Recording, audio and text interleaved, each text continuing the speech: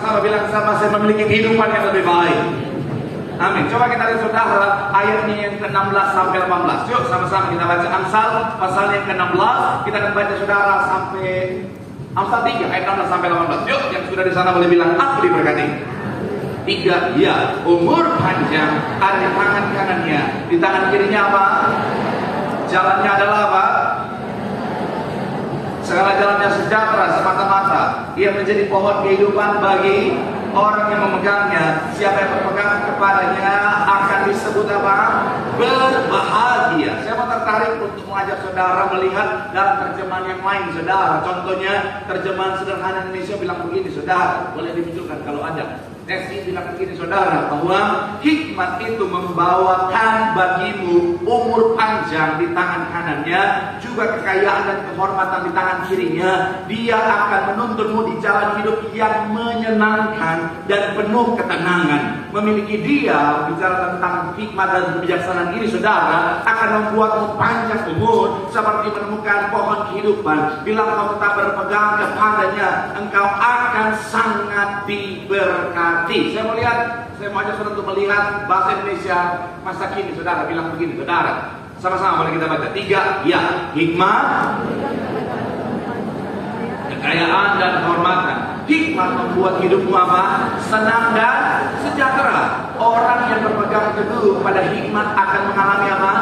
Hidup yang sejati dan bahagia. Kalau saudara perhatikan ayat ini, saudara, betapa pentingnya hikmat. Ketika kita memiliki hikmat dan kebijaksanaan, saya sederhanakan saudara, bicara tentang hidup kita akan jauh lebih baik daripada orang-orang yang tidak punya hikmat dan kebijaksanaan, saudara. Sama-sama bilang sama saya, hidup yang lebih baik. Amin. Kenapa? Karena sekali lagi saya mau bilang saudara, Tuhan memang sejak semula menyediakan yang terbaik buat saudara dan saya, anak-anaknya, katakan amin.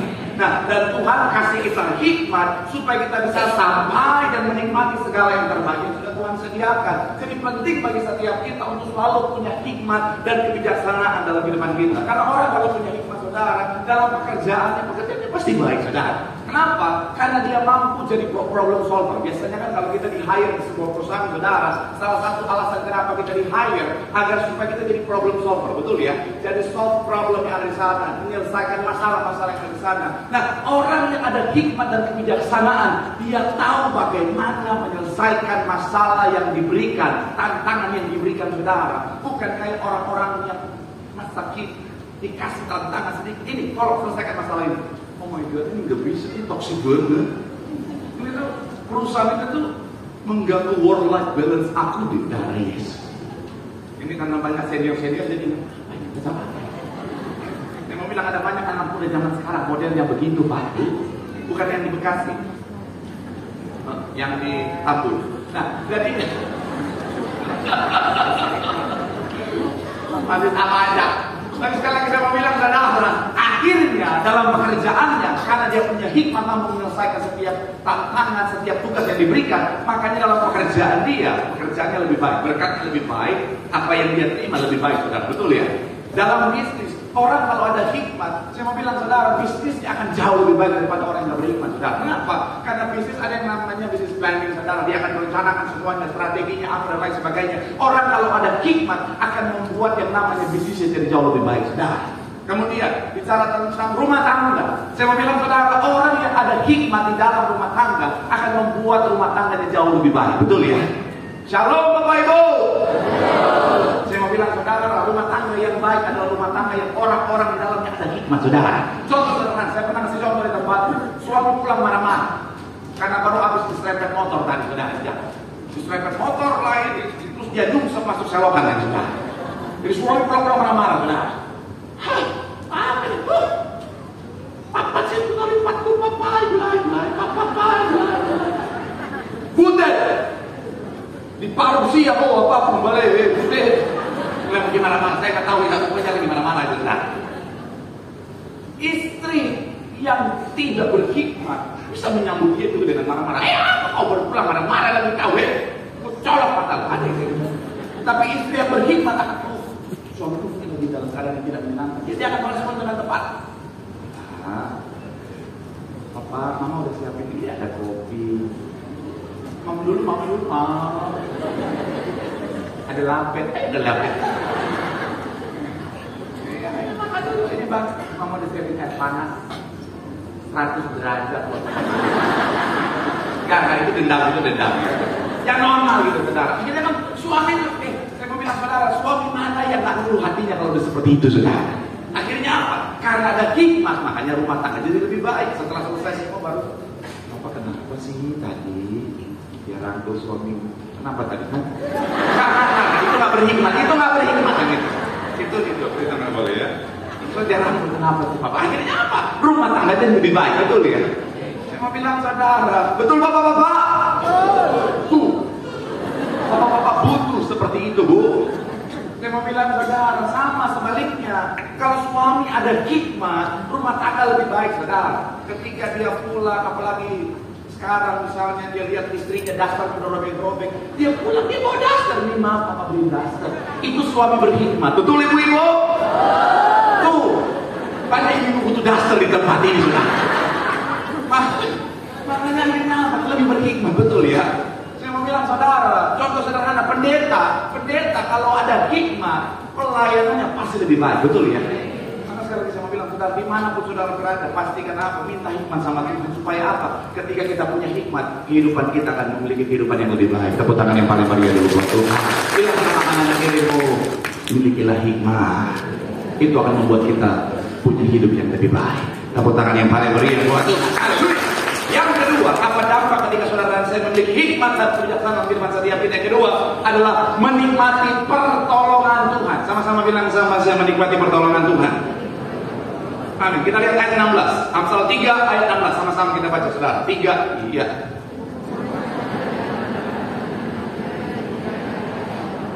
Sama-sama bilang sama saya, perlindungan Tuhan. Tadi saya bilang apa? Hah? Perlindungan Tuhan. Hah? Perlindungan Tuhan. Tapi saudara enggak? 2 juta rupiah. Tadi saya coba pertolongan Tuhan. Memang salah sih. Tapi ternyata banyak yang nggak notice. Masih ngantuk. Sama-sama bilang sama saya, menikmati perlindungan Tuhan. Sekali lagi dikatakan apa? 16 sama-sama. 3, ya, umur panjang.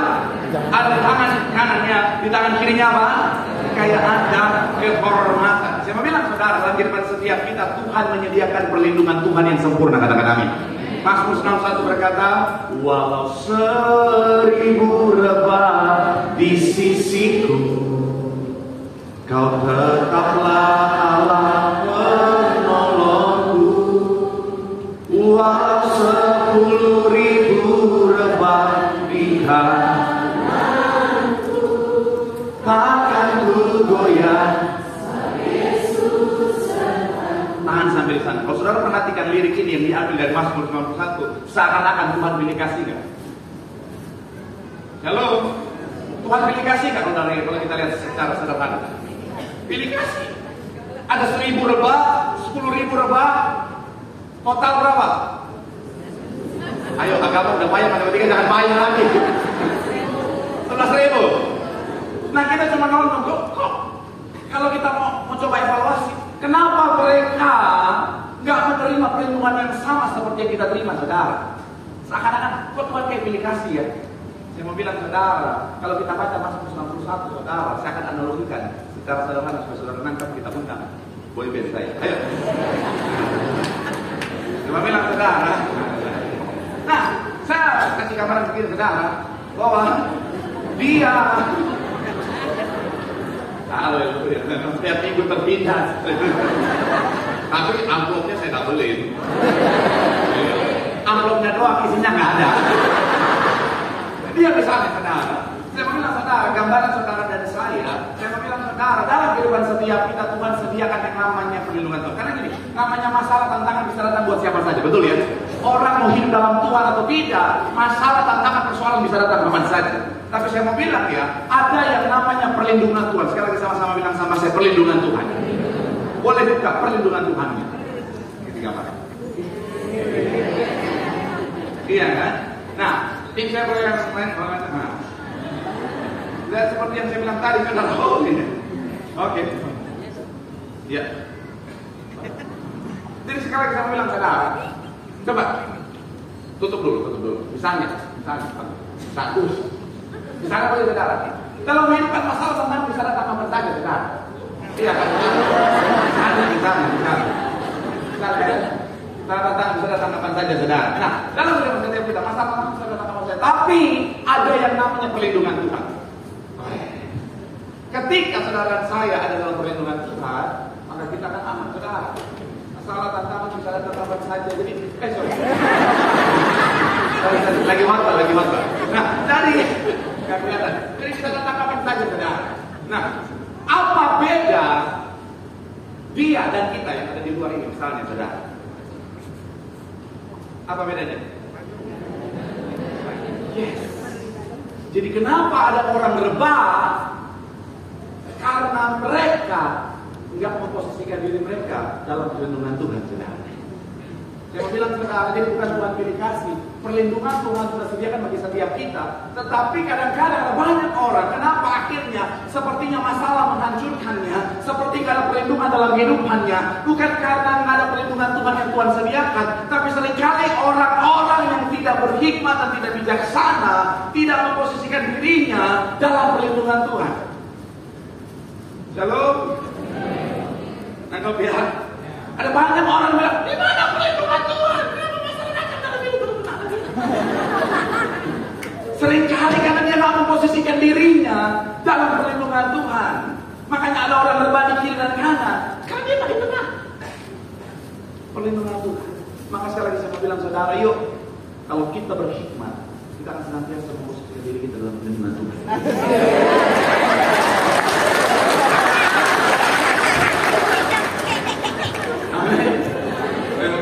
Kalau kita berhikmat, kita memposisikan diri kita dalam perlindungan Tuhan. Mazmur 91, perlindungan Tuhan yang sempurna menjadi bagian setiap kita. Tepuk tangan yang kanan dia buat Tuhan. Bilang sama kanan kirimu, berhikmat. Ada perlindungan Tuhan yang sudah Tuhan sediakan bagi setiap kita. Tepuk tangan sekali lagi yang paling dia buat Tuhan. Yang ketiga ini kemudian saya mulai menerima yang ketiga, saya mencatat di sini saudara. Apa dampak ketika saudara dan saya bicara tentang memiliki hikmat dan kebijaksanaan dalam kehidupan setiap kita? Yang ketiga adalah menerima kehormatan atau kemuliaan. Sama-sama bilang, sama saya menerima kehormatan. Sama-sama bilang, sama saya menerima kemuliaan. Amsal 3 ayat 16, sama-sama sekali kita baca saudara. Amsal 3 ayat yang ke-16, sambil lima musik boleh ke depan. 3, iya. Umur panjang ada di tangan kanannya, di tangan kirinya apa? Kekayaan dan, sekali lagi saudara, umur panjang.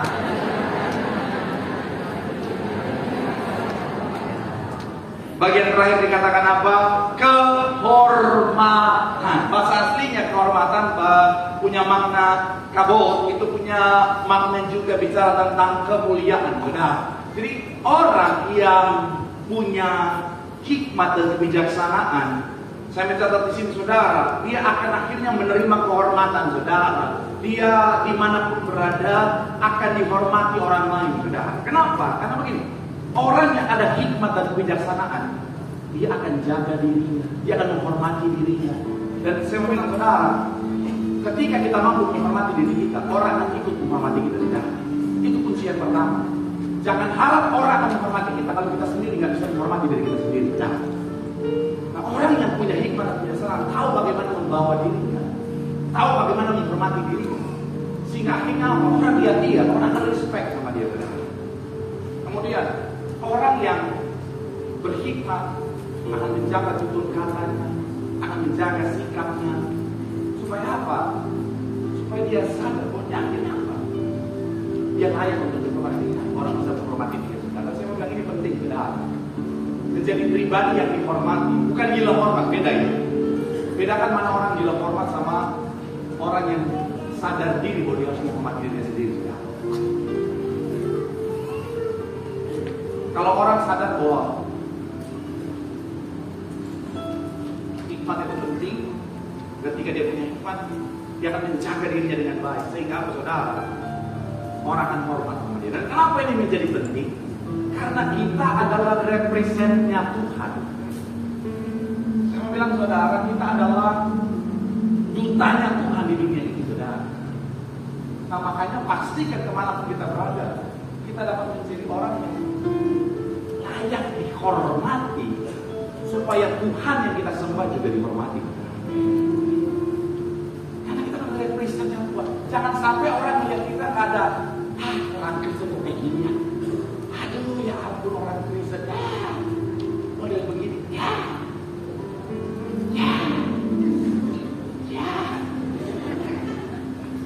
Akhirnya apa saudara? Kita tak menjadi kemuliaan untuk Tuhan, saudara. Dimana kita berada, jadilah duta-dutanya Tuhan, sehingga apa? Nama Tuhan dipermuliakan. Makanya kan ketika Paulus pesan sama Timotius yang baru mulai pelayanan, pesan Paulus apa? Jadilah teladan di mana pun dalam perkataan, dalam tindakan, dalam pikiran.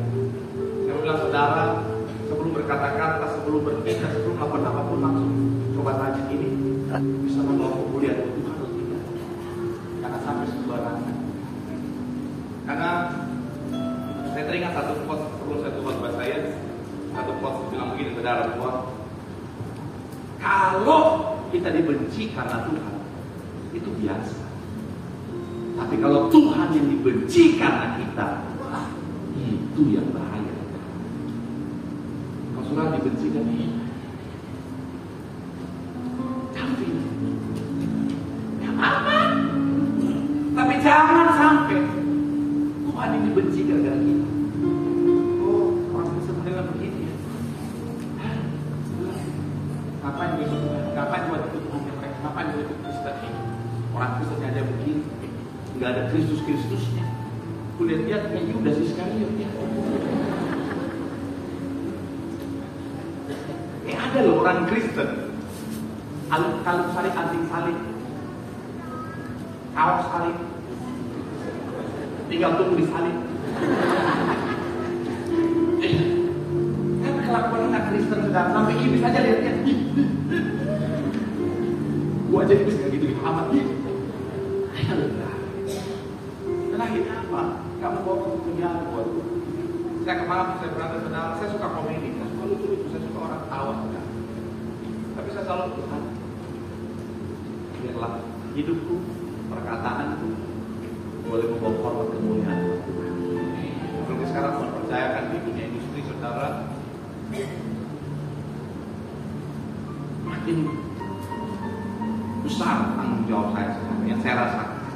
Karena makin banyak orang yang nonton, makin banyak orang yang kenal, makin banyak orang yang lihat. Ada banyak orang di luar sana kan nggak baca Alkitab kita tidak. Yang mereka baca bagaimana cara hidup, bagaimana kehidupan kita. Contoh, jangan sampai malu-maluin. Karena kemarin saya ada sebuah kuis yang diadakan oleh Kementerian Agama, undang semua tokoh-tokoh agama. Nah itu bisa ada Habib, ada Bante dan lain sebagainya. Pas dulu jatuh saya saudara. Ketawain pendeta dosa.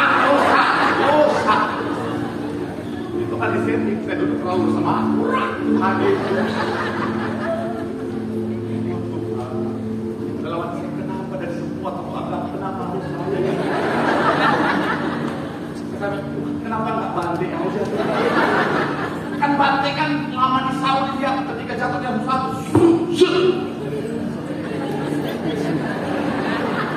Pendeta kan gak berdaya.